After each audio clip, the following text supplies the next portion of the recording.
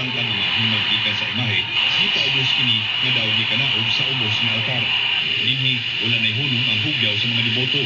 Singgit sa Diva Señor San Miguel, ug tanan buot mohawid sa imahe kung ipahid sa ilang dalang panyo. Ang pamungdapayan, naandang mutaod og balik sa helmet sa imahe. Ang kinugyan sa pulis, mutaod sa taming. O kongresista, mupahimutang sa bangkaw sa tuong kamot sa imahe. Ang mga deboto, hindi patunggang mukatkatsap sa atas ng tuon, aron mapadayakan hanggang kahinabot sa imahe. Si John Santos, nakagayong hawid sa imahe. May mga hinsog na pagkulat o ang safety sa mong family o ang blessing sa mong family.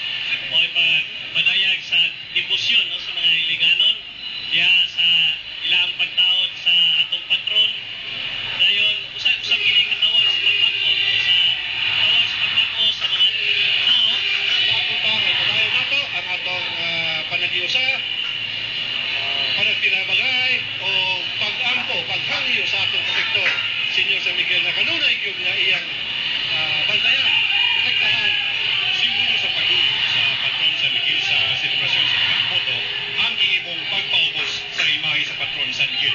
Dala sa pag-ampo, apila nato kusog nga lihok para maangko nato ang gusto gyud nato mahitabo, yung kalambuan, kalinaw ug kalipay sa katawhan sa iligan. Sa pagpaubos sa imahe sa patron ug singgit sa Diva Señor nga nilamog sulod sa kapital, ang ubang mananaad misayaw gawa sa simbahan.